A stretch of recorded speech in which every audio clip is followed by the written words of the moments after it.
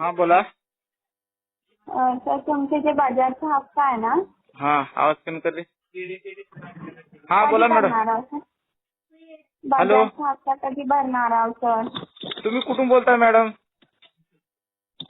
हा? कुठून बोलताय म्हणलं तुम्ही? पुण्यामधून सर. कुठून बोलताय म्हणलं तुम्ही? पुण्यामधून. पुण्यामधून बोलताय व्हय. आता काय करावं मॅडम, आता हप्ता भराव का कसं की आता लय अवघड झाले पैशाचं. आम्ही उदगीरमध्ये राहतो, इथे रेड झोन मध्ये आले. आता बघा आता हो का? जिवंत राहिलो तर भरू, नाही तर काय मग. आता काय मोबाईलची किंवा आता काय त्या हप्त्याची आता काय काळजी वाटण्या गेली आम्हाला. आता सरकार राशन बी देण्या गेले. तुम्ही बी केस केलं तर आम्ही जिवंत राहिलो तरच आमच्यावर केस होईल. होय. हं. नाहीतर काय केस होणार आहे. हा? हे अवघड झाले हो. तुम्ही मोदीला मत दिलो, त्यानं असं सोंग करून ठेवला. हा?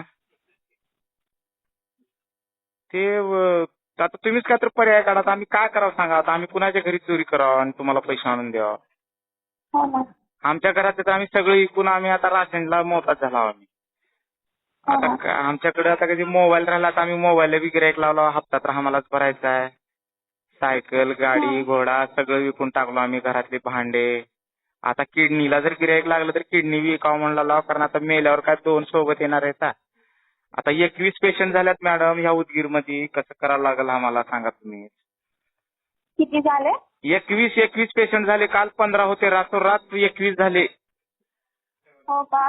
हा 14 पेशंट होते, 21 हं. झाले. 6 पेशंट वाढले.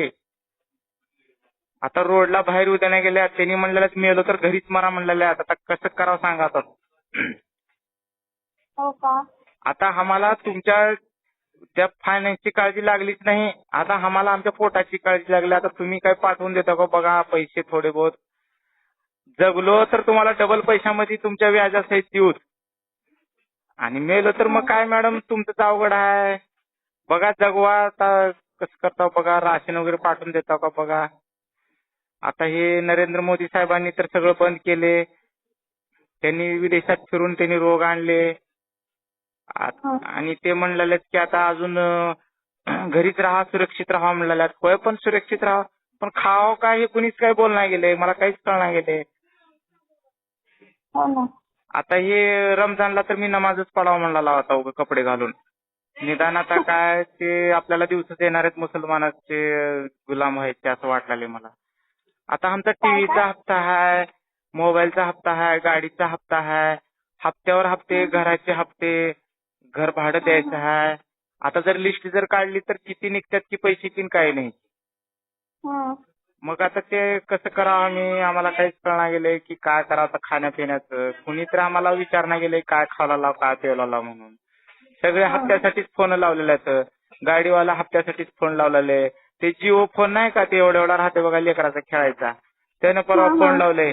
तुमचा हे नंबर आहे 75 रिचार्ज करा. अरे बाबा म्हणलं तुला काय दिमाग आहे का? तुला त्याच पडले का? हं. मला खायचं विचार म्हणलं आम्हाला काय तर 75 रिचार्ज हं. करावून बसले. मी म्हणलं हो. तसं नाही म्हणलं, 75 रुपये असते तर आम्ही काहीतरी हं. येऊन खाल्लो असतो. आणि ते हे भेटलाले हो शिवभोजन 3 रुपयाला, 5 हं. हं. रुपयाला भेटलाले तर ते आणायला चालला तर ते बी पोलिस आणू देण्या गेल्यात. पोलिस म्हणलेलं तर उपाशीच मरा म्हणलेलं, पण बाहेर येऊ नका म्हणलेलं. आता काय करावं लागेल मला काहीच कळणार गेले. बायको पळून गेली मुसलमानासोबत. तुम्हाला काय सांगावं मॅडम, आमच्या मागे एक कुटाणा आहे का? आता तुम्ही फोन लावला ते लावला, आता तुम्ही समजून घ्या, सांभाळून घ्या आम्हाला. आता हो काही लॉकडाऊन खुललं तर तुमचे पैसे आधी देऊन टाकतो आम्ही, पण तुम्ही नाराज होऊ नका. काही ड्यूज लावू नका आमच्यावर. तुमच्या हातापाया पडतो आम्ही. नाही बघा आता, नाही.